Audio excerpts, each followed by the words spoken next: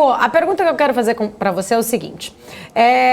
Eu sei que tudo depende muito do perfil do investidor. Quem é trade pensa de uma forma, quem é aquele investidor que investe num médio prazo pensa de uma outra forma, investidor que gosta de dividendos pensa de uma outra forma. É claro que cada um tem o seu perfil, sua forma de pensar.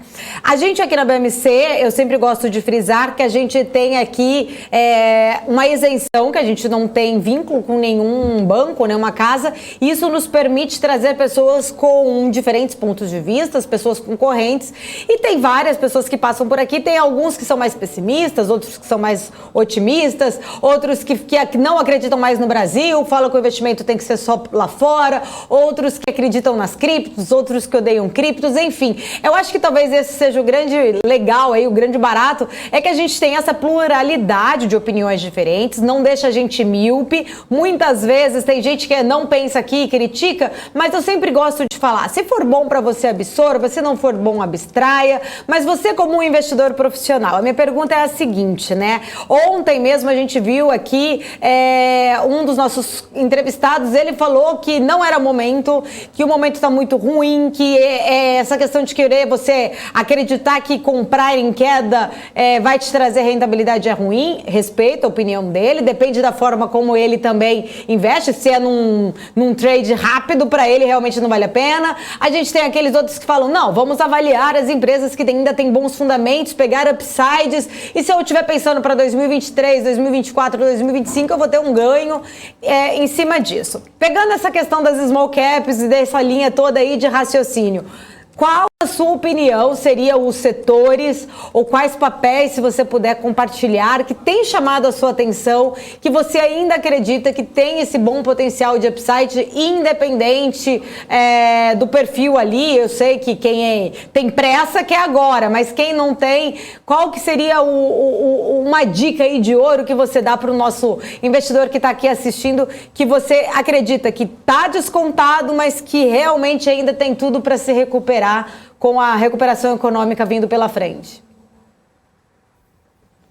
Ótima pergunta, Paula. Eu tô mais no segundo time aí, tá? Eu tenho uma premissa, Paula, assim, nos meus investimentos, de que o Brasil é o país do retorno à média, né? A gente sempre acha que a crise que a gente está vivendo no momento é a pior, é o fim dos tempos. A gente, em 2001, a gente estava, antes da eleição do Lula, a gente vivia uma desvalorização do real, alguma semelhança com o que a gente está vivendo agora. Crise do apagão, alguma semelhança com o que a gente está vendo agora. Enfim, é uma percepção de risco muito grande. E 2002 a 2010 a Bolsa multiplicou por 13 vezes em dólares.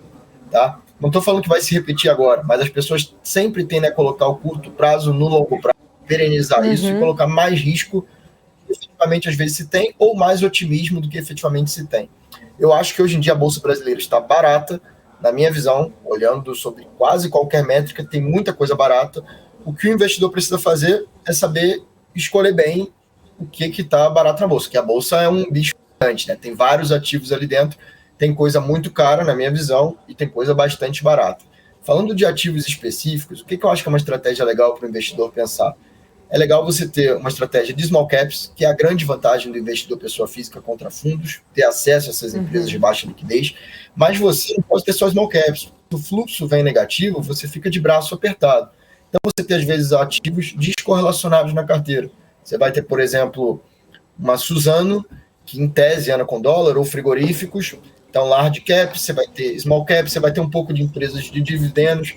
Enfim, você ter ativos descorrelacionados nesse, até porque tem muita coisa barata, e na minha visão é um erro concentrar risco nesse momento, você consegue ter uma diversificação e consegue se mexer de acordo com o mercado. Por exemplo, se o dólar sobe e as proteínas sobem, diminui um pouquinho, foi um movimento até que eu fiz recente comigo e com o cliente, diminui um pouquinho essa parte de proteínas e compra um pouquinho as small caps que caíram mais. Então você consegue se mexer melhor nesse mercado e aproveitar a volatilidade a seu favor. Eu acho que a dica é essa, ter ativos descorrelacionados na carteira, recorrência de aporte, porque aí você usa a volatilidade a seu favor e não contra você, né? Aí você não tem esse problema da bolsa caindo e ficar desesperado, não ter o que fazer. E sempre, em momentos de risco como a gente está vivendo, pré-eleitoral, não usar alavancagem, não recomendo usar alavancagem, termos.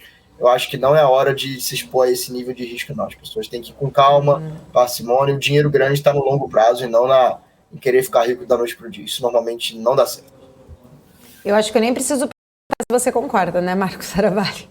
Eu assino embaixo, né? O Marco sempre fala isso, né? E o mais importante, que eu acho que uma coisa que o Marco fala, que é, se você tem uma estratégia, siga ela, né? Porque às vezes a pessoa começa a ficar ouvindo outra e quer mudar e mudando, e aí se perde, né, Marco?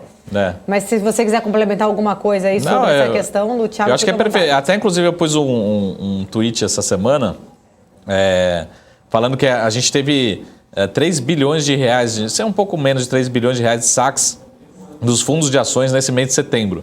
Pô, mês de setembro a bolsa caiu 6, 7%, e aí o investidor vai lá e fala, ações tá ruim, vai lá e saca.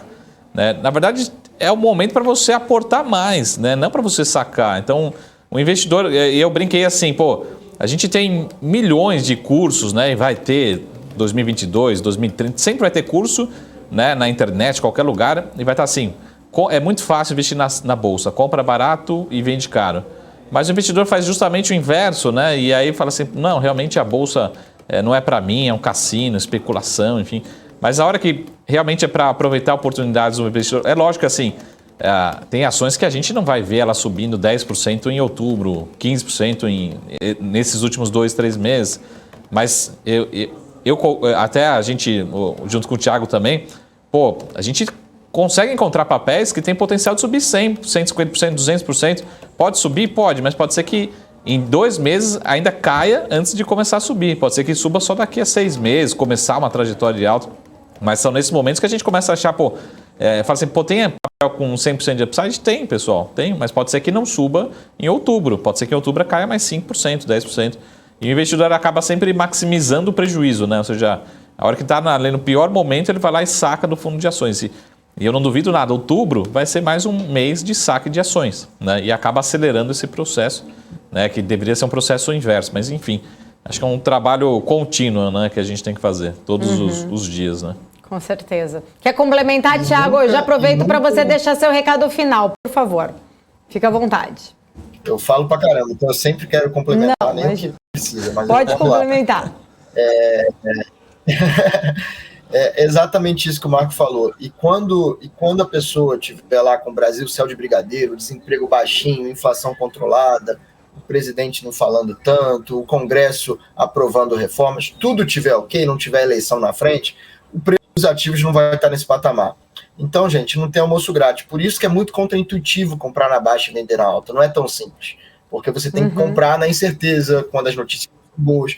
Então a Paula um dia vai estar aqui na BMC dando notícia de que o Brasil está voando, em algum dia vai acontecer isso, e aí todo mundo vai estar querendo comprar bolsa, e talvez não seja mais de comprar bolsa, porque o Brasil nunca, gente, infelizmente, eu não acredito que o Brasil vai ser a Suíça, tá? A gente vai sempre estar nesses solavancos aí, nesses altos e baixos.